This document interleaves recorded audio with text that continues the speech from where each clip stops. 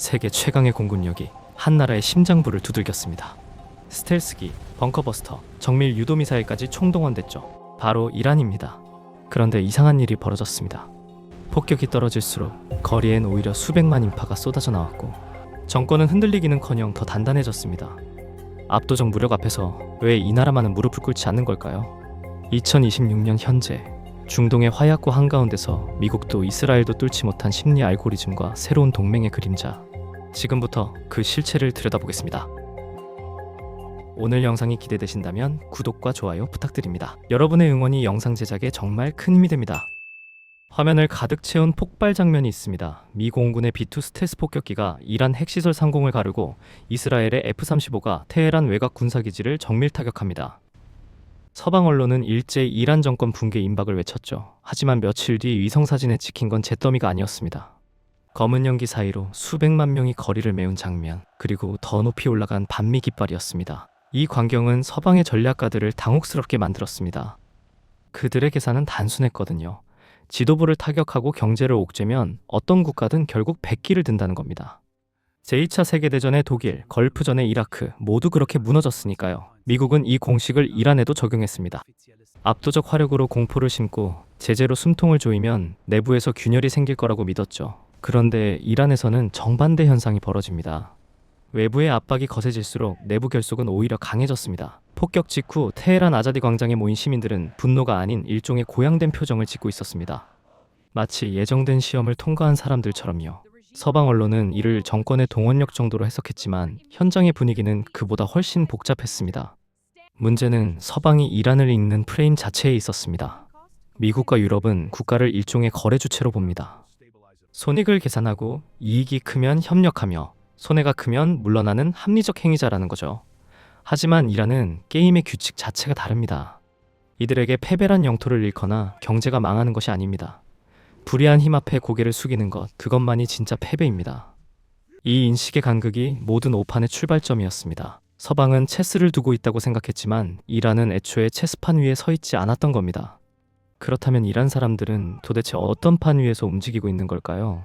그 답은 1400년 전 사막 한가운데 벌어진 한 전투에서 시작됩니다. 워싱턴의 싱크탱크들은 이란을 분석할 때 늘 같은 도구를 꺼냅니다. GDP 대비 군사비 비율, 원유 수출량 감소 추이, 인플레이션 지수. 숫자들을 나열하라고 그래프를 그린 뒤 결론을 내리죠. 경제가 이 정도로 무너지면 체제 유지가 불가능하다. 합리적인 분석입니다. 단, 상대도 합리적으로 움직인다는 전제 아래서만요. 미국의 대이란 전략은 철저히 이 전제 위에 세워졌습니다. 트럼프 일기 행정부가 2018년 핵 합의를 파기하고 최대 압박 정책을 시작했을 때 목표는 분명했습니다.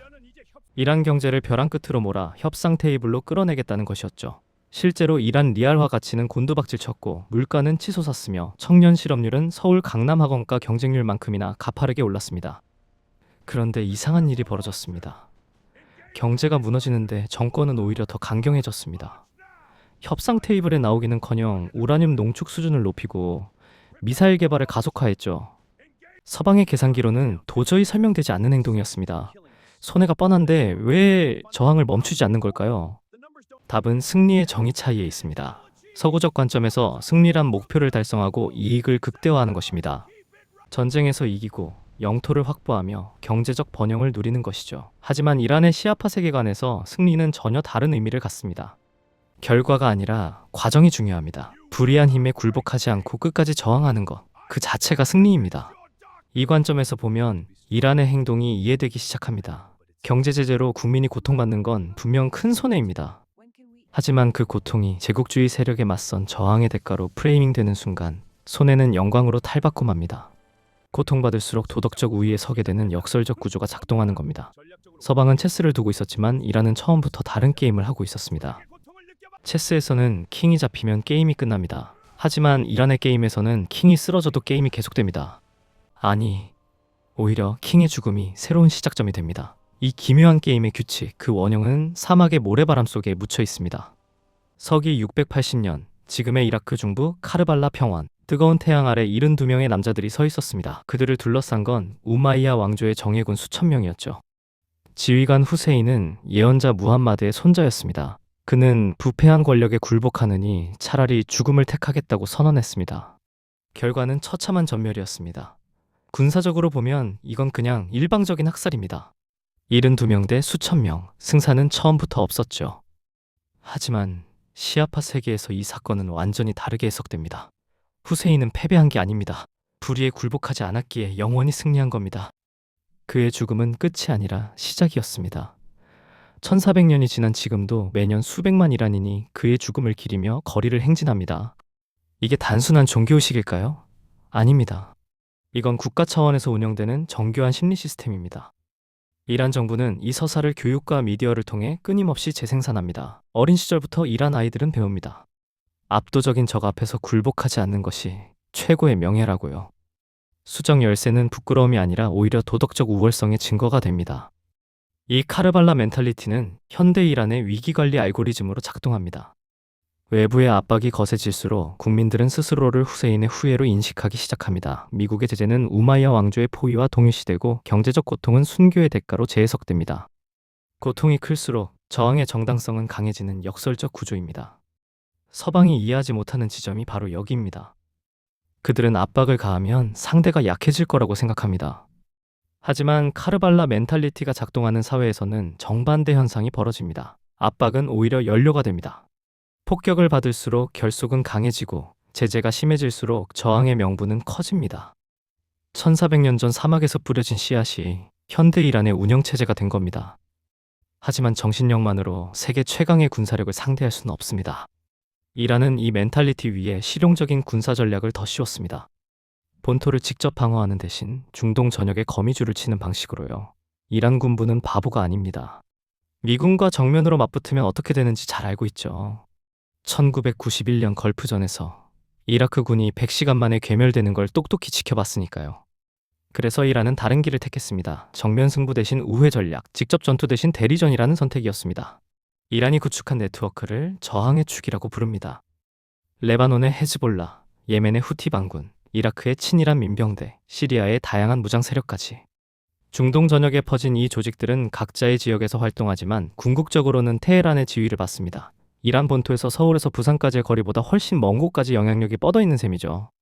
이 전략의 핵심은 가성비입니다. 미국이 이란 본토를 타격하면 어떤 일이 벌어질까요? 후티 반군은 홍해를 통과하는 상선들을 공격합니다. 전 세계 해상 물류의 상당 부분이 이 좁은 해협을 지나가죠. 헤즈볼라는 이스라엘 북부에 수천 발의 로켓을 퍼붓습니다. 이라크 민병대는 미군 기지에 드론을 날립니다. 이란은 직접 손을 대지 않고도 미국의 동맹국들을 압박할 수 있습니다. 2024년 이후 이 전략의 효과는 더욱 분명해졌습니다. 후티 반군의 홍해 공격으로 글로벌 해운사들은 아프리카 남단을 돌아가는 우회 항로를 선택해야 했습니다. 운송 시간은 열흘 이상 늘어났고 비용은 치솟았죠. 서울마트에서 파는 수입식품 가격이 오른 이유 중 하나가 여기에 있습니다. 미국 입장에서는 악몽 같은 상황입니다. 이란 본토를 때리면 중동 전역에서 불이 납니다. 그렇다고 가만히 있으면 이란의 핵 개발은 계속 진행되죠. 때려도 문제, 안 때려도 문제. 미국이 설계한 틀로 이스라엘 주변국인 이라크, 시리아를 무너뜨렸지만 그 공백을 이란이 채워버린 겁니다. 패권국의 힘이 오히려 상대의 영향력을 키워준 역설적 결과입니다. 이란은 미국의 힘을 정면으로 막는 대신 흩뜨리는 전략을 선택했습니다. 그리고 이 전략은 40년간의 경제 제재가 만들어낸 또 다른 무기와 결합됩니다. 고립이 만들어낸 의외의 자산, 바로 맷집입니다. 1979년 이슬람 혁명 이후 이란은 거의 반세기 동안 서방의 제재 아래 살아왔습니다. 미국은 이란을 국제금융 시스템에서 차단하고 원유 수출을 봉쇄하며 첨단 기술 이전을 막았습니다. 목표는 분명했습니다. 경제를 고사시켜 체제를 무너뜨리겠다는 것이었죠. 결과는 어땠을까요? 이란 경제가 고통받은 건 사실입니다. 인플레이션은 만성화됐고 청년 실업률은 높아졌으며 중산층의 삶은 팍팍해졌습니다. 하지만 체제는 무너지지 않았습니다. 오히려 제재는 이란을 이상한 괴물로 만들어버렸습니다. 외부에 의존하지 않고 자체적으로 생존하는 저항 경제 체제가 구축된 겁니다. 가장 극적인 사례가 드론 산업입니다. 서방의 기술 봉쇄로 이란은 최신 전투기를 살 수 없었습니다. F-35 한 대 가격이면 이란의 연간 방위비 상당 부분이 날아갈 판이었죠. 그래서 이란은 다른 선택을 했습니다. 비싼 전투기 대신 싼 드론을 대량 생산하기로요. 샤헤드 드론 한 대 가격은 몇백만 원 수준입니다. 서울 외곽의 소형 아파트 전세금으로 수십 대를 만들 수 있는 셈이죠. 이 가난뱅이의 공구는 우크라이나 전쟁에서 효과를 증명했습니다. 러시아가 이란산 드론을 대량 구매해 우크라이나 인프라를 공격하는 데 사용했죠. 수천만 달러짜리 방공 미사일로 몇백만 원짜리 드론을 격추하는 비효율적인 상황이 벌어졌습니다. 이란은 제재 덕분에 역설적으로 드론 수출국이 된 겁니다. 제재가 만든 또 다른 자산은 내성입니다.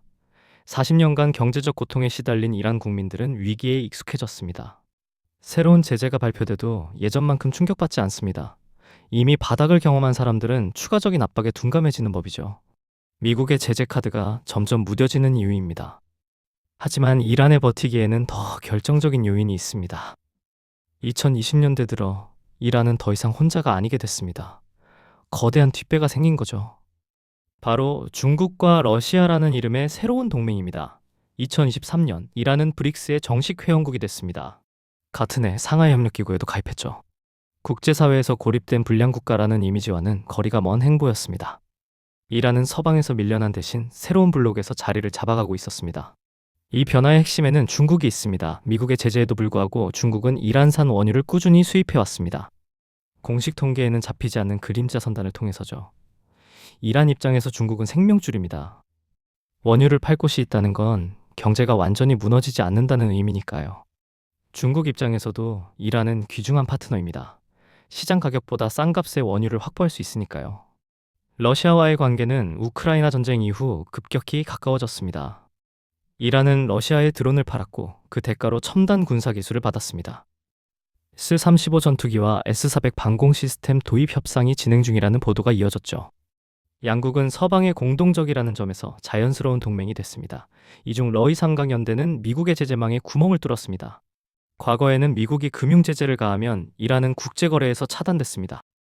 달러 없이는 무역이 불가능했으니까요. 하지만 이제 상황이 달라졌습니다. 중국은 위안화로, 러시아는 루블화로 이란과 거래합니다. 달러를 우회하는 새로운 결제 시스템이 구축되고 있는 겁니다. 2026년 현재 트럼프 대통령이 재집권하며 최대 압박 2.0을 선언했습니다. 하지만 페제시키안이란 대통령의 반응은 과거와 달랐습니다. 유화적 제스처 뒤에 호르무즈 해협 봉쇄 카드를 슬쩍 보여주는 배짱입니다. 이란 수뇌부가 이렇게 강경하게 나올 수 있는 이유가 여기에 있습니다. 혼자였다면 불가능했을 버티기가 이제는 가능해진 거죠. 다극화 시대의 제재의 효과는 약해집니다. 한쪽 문이 닫히면 다른 쪽 문이 열리는 구조가 됐으니까요. 이란은 이 새로운 질서에서 생존 공간을 확보했습니다. 하지만 이 대치 상황이 계속되면 그 비용은 누가 치르게 될까요? 2026년 봄, 트럼프 행정부는 이란에 대한 압박 수위를 한 단계 더 높였습니다. 이란의 핵 프로그램이 임계점에 도달했다는 정보 보고가 이어진 직후였죠. 미 중부사령부 소속 항공모함 전단이 페르시아만으로 이동했고 이스라엘 공군은 대규모 훈련을 실시했습니다. 전운이 감돌았습니다. 하지만 이란의 반응은 예상을 벗어났습니다. 과거 같으면 방어적 자세를 취하며 협상 가능성을 열어뒀을 겁니다. 그런데 이번에는 달랐습니다. 이란 혁명수비대 사령관은 공개 연설에서 호르무즈 해협은 우리의 목줄이 아니라 세계의 목줄이라고 선언했습니다. 전 세계 원유 수송량의 상당 부분이 이 좁은 해협을 통과합니다. 봉쇄 위협은 곧 글로벌 경제에 대한 위협이었죠. 이란이 이렇게 강경하게 나올 수 있는 건 복합적인 자신감 때문입니다. 첫째, 중국과 러시아의 지원이 과거 어느 때보다 확고합니다. 둘째, 저항의 축 네트워크가 중동 전역에서 활성화돼 있습니다. 셋째, 국내적으로 카르발라 멘탈리티가 여전히 강력하게 작동하고 있습니다. 외부 압박이 오히려 내부 결속을 강화하는 구조가 건재한 거죠. 동시에 이란은 협상의 여지도 남겨두고 있습니다. 페제시키안 대통령은 대화의 문은 열려 있다는 메시지를 반복합니다. 하지만 그 조건은 분명합니다. 제재 해제와 체제 보장이 전제돼야 한다는 거죠. 미국 입장에서는 받아들이기 어려운 조건입니다. 결국 양측은 서로를 밀어붙이면서도 전면전 직전에서 멈추는 위험한 줄타기를 계속하고 있습니다. 이 교착 상태가 장기화될수록 불확실성은 커집니다. 시장은 불확실성을 싫어하죠. 국제유가는 중동 긴장이 고조될 때마다 출렁입니다. 보험료가 오르고 운송 비용이 증가하며 그 부담은 최종 소비자에게 전가됩니다.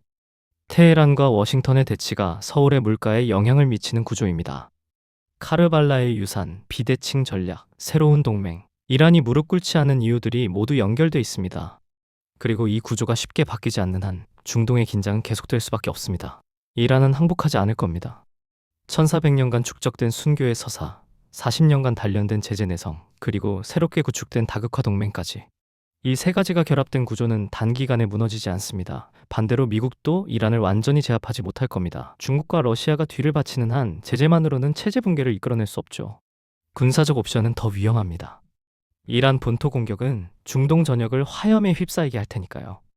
결국 남는 건 끝나지 않는 대치 상태입니다. 전면전도 아니고 완전한 평화도 아닌 끈적끈적한 긴장의 연속. 중동 전문가들은 이걸 장기 소모전이라고 부릅니다. 서로를 쓰러뜨리지 못한 채 계속 소모되는 구조죠. 문제는 이 소모전의 비용이 당사자들에게만 청구되지 않는다는 겁니다. 호르무즈 해협이 불안해질 때마다 국제 유가는 요동칩니다. 한국은 원유 수입의 상당 부분을 중동에 의존하고 있죠. 유가가 오르면 휘발유 값이 오르고 물류비가 오르며 결국 장바구니 물가가 오릅니다. 테헤란의 정치적 결정이 서울 주유소의 가격표에 직결되는 구조입니다. 중동의 지정학적 리스크는 더 이상 먼 나라 뉴스가 아닙니다. 이란 사태가 주는 교훈은 명확합니다. 압도적인 힘만으로는 상대를 굴복시킬 수 없다는 것. 게임의 규칙 자체가 다른 상대에게는 익숙한 전략이 통하지 않는다는 것. 그리고 세계가 다극화될수록 한 강대국의 영향력에는 한계가 생긴다는 것. 이 변화는 한국처럼 강대국 사이에 낀 나라들에게 중요한 시사점을 던집니다. 어느 한쪽에만 의존하는 전략은 점점 위험해지고 있습니다. 이란은 왜 무릎 꿇지 않는가? 그 답은 결국 하나로 수렴됩니다. 그들에게 무릎 꿇는 것은 죽는 것보다 나쁜 선택이기 때문입니다. 이 믿음이 바뀌지 않는 한 중동의 화약고는 계속 연기를 피워 올릴 겁니다. 그 연기는 바람을 타고 한반도까지 날아옵니다.